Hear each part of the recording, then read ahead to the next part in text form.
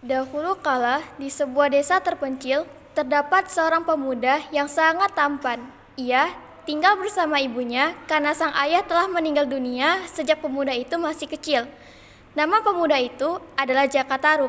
Kehidupan yang serba sederhana, bahkan terkadang kekurangan, telah Jaka Tarub dan ibunya jalani dengan sepenuh hati. Setiap harinya, Jaka Tarub dan ibunya bertani di sawah untuk mencukupi kebutuhan sehari-hari. Terima kasih nak, ibu merasa masih kuat melakukannya. Sudah, kerja saja Bu. Ibu beruntung memiliki anak seperti kamu. Sudah. Hari sudah semakin petang, lebih baik kita pulang saja. Ya Bu. Ada yang ingin bicara kepadamu nak. Ya Bu, ada apa Bu? Umurmu sudah semakin dewasa, sudah sepantasnya kamu menikah. Ibunya meninggal cucu sebelum ibu tiada. Ada gadis yang mencintaimu. Apakah kamu ingin menikahinya? Siapa gadis itu Bu? Selaras. Aku tidak mencintainya. Lagi pula Jaka belum ingin menikah. Siapa yang mengurusmu bila ibu tiada nanti? Jangan ngomong seperti itu Bu.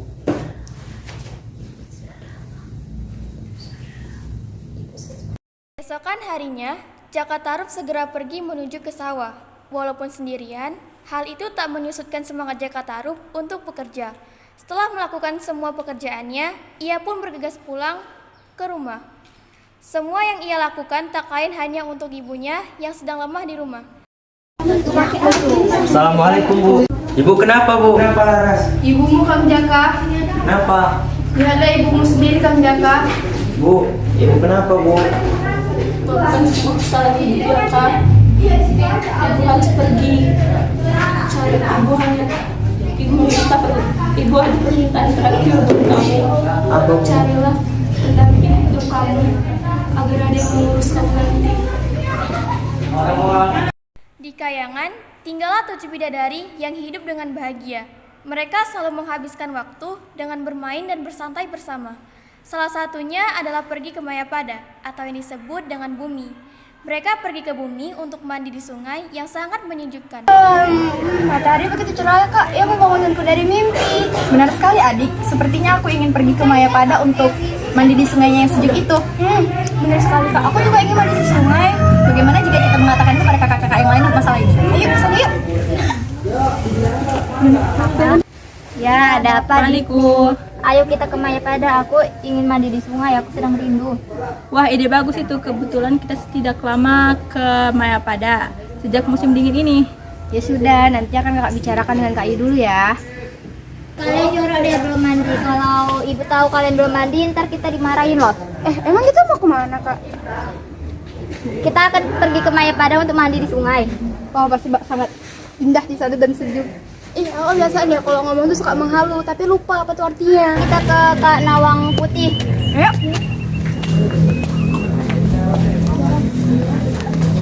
Bidadari ingin turun ke bumi, mereka ingin mandi di sungai. Ayo kita ke bumi yuk kak, kami rindu suasana sungai. Bentar ya, kakak akan minta izin kepada ayah. Jika ayah mengizinkan, kita akan pergi hari ini. Dan ibu, saya dan adik-adik mohon izin untuk pergi ke Mayapada karena mereka rindu mandi sungai. Kalau suara trompet sudah berbunyi, kembalilah ke istana. Berhati-hatilah nak.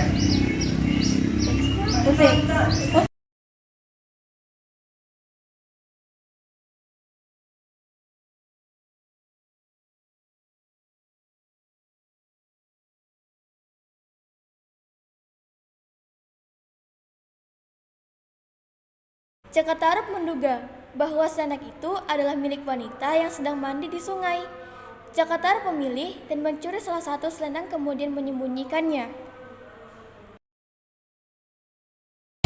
Hari sudah mulai gelap dan kembali ke Kayangan.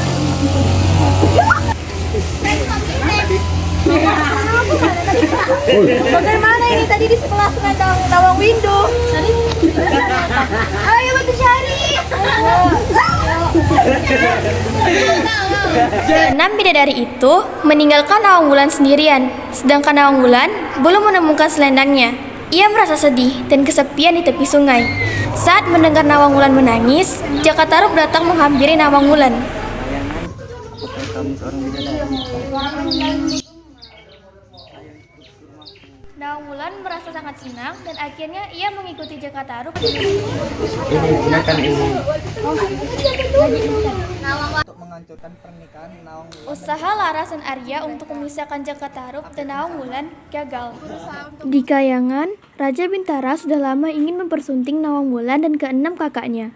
Tentunya keinginan tersebut ditolak secara mentah-mentah oleh ketujuh bidadari maupun kedua orang tua mereka. Jaka Tarub dan Nawang Wulan akhirnya menikah. Setelah pernikahan Nawang Wulan dan Jaka Tarub sudah cukup lama, mereka dikaruniai anak kembar yang berjenis kelamin perempuan yang diberi nama Nawang Asi dan Nawang Lastri. Permasalahan antara Jaka Tarub dan Nawang Wulan mulai muncul. Kembali ke Kayangan. Iya, aku kembali ke Kayangan. Bagaimana dengan anak-anak kita? Kau bisa mengurus. Nawang Wulan pun kembali ke Kayangan, meninggalkan Jaka Tarub dan kedua anaknya. Sejak saat itu, Jaka Tarub dan kedua anaknya selalu menatap rembulan di malam hari untuk mengenang Nawang Wulan dan untuk mengobati rasa rindunya kepada Nawang Wulan.